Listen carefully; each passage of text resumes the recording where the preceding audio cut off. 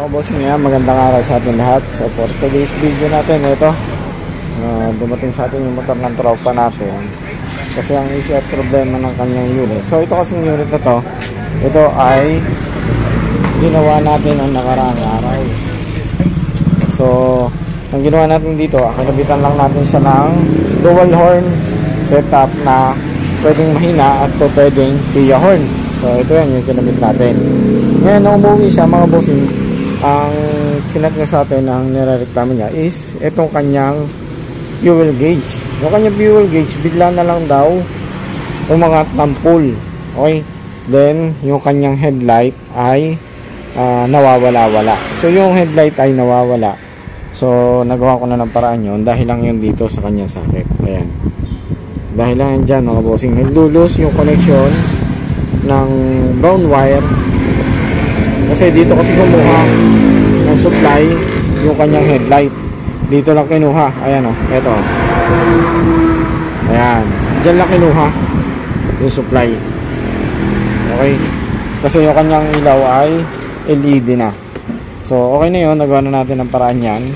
Ayos na yan, nagawa natin ang paraan yan. Hindi siya naglulos. Ayan o, okay, so hindi na siya naglulos. Ngayon ang issue, baka mangyari din sa inyo itong ganitong pangyayari. So ang ginawa niya nung una, so tumingin siya ng floater kasi akala niya floater yung sira. So tinesting niya ulit dito, sinaksak niya, pero the same problem is ganun pa rin na tumataas na sagad yung kanyang fuel gauge. Parang ganito siya, pakita ko sa inyo ha. So ang nangyayari kasi pagka ganyan mga bossing, ayan, wait lang natin ha, antayin lang natin, pero mabilis ang pagkakanyat. Pero yung laman ng kanyang tangke, kung makikita natin yung laman ng tangke niya, ayan o, so hindi naman siya punong-puno. Ayan o, may allowance pa nga yung kanyang tangke. Ayan o, so hindi siya punong-puno. Pero pagdating dito sa kanyang fuel gauge, ayan, kung mapapansin nyo, halos lampas na lampas ang kanyang gauge. Ayan o, makaabot pa nga siya doon sa pinakadulo.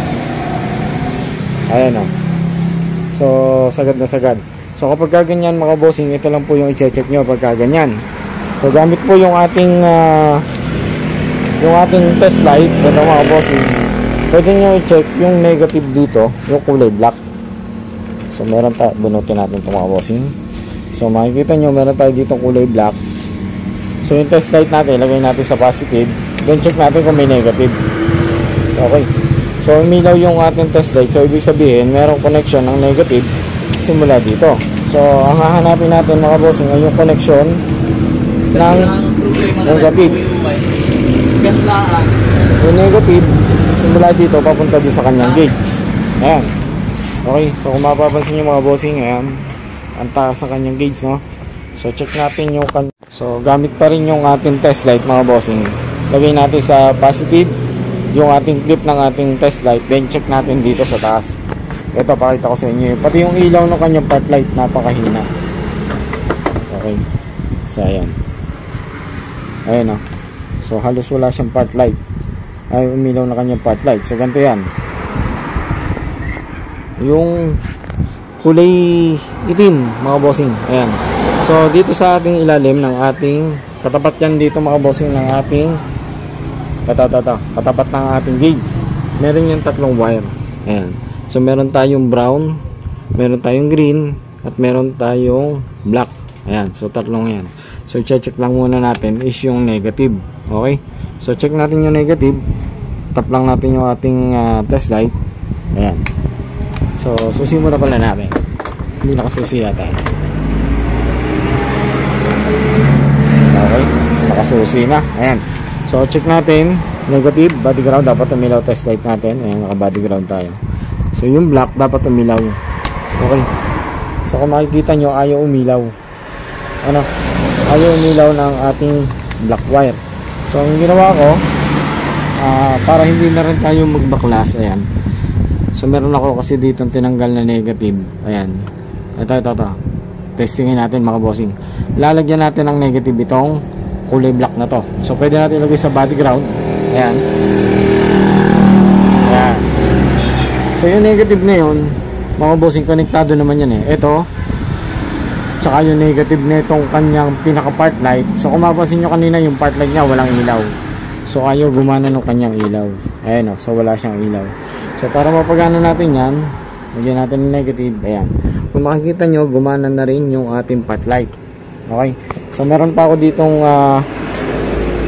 dinukot ako ditong negative, so para matesting natin. So pwede kayong mag body ground or po pwede kayong kumuha sa wire. It's possible na nagkaroon ng problema itong wiring ng kulay black dito sa may bandang ibaba at nawala ng connection papunta dito. Okay, o po pwedeng nagkaroon ng putol sa loob ng harness kaya nawala ng connection itong ating ground ng ating gauge. Okay, so ayan, may ilaw na siya. So ang gagawin natin, kung mapapansin nyo kanina, pull na pull yun. So ngayon kakabit natin itong ating pinakasakit ng ating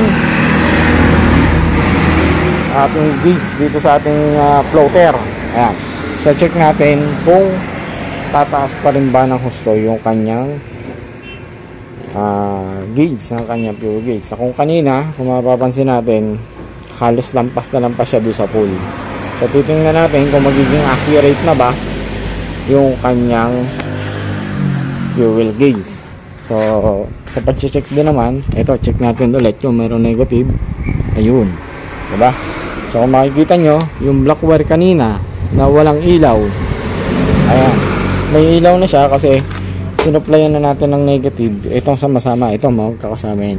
Ayan, part light dito sa ating gauge ng ating gasolina sa taas. So lahat ng black na makikita nyo dyan, lahat po yan ay negative. So dito ko lang siya nilagay para matesting at mas mabilis ko may pakita sa inyo. Pero pwede kayong mag body ground or po pwede kayong kumuha ng negative supply na mayroong supply ng negative alinman sa wiring. Okay, so ayan, ayun, di ba? Okay, tingnan natin kung accurate. Ayun, oh, di ba? So kung kanina, ito ang taas ng kanyang gauge, sobra-sobra, halos lampas. Ayan, so ngayon hanggang dyan na lang siya. So accurate na siya, full as full na lang siya, hindi na siya gaya ng kanina. Then yung kanyang port light na kanina ay walang ilaw. Ayan, okay. So yun lang, ganun lang ang pag-check mga kabossing.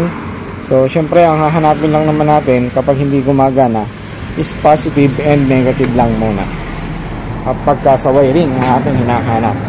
Okay, ayan o. So hindi na siya tumataas, accurate na yung kanyang gauge.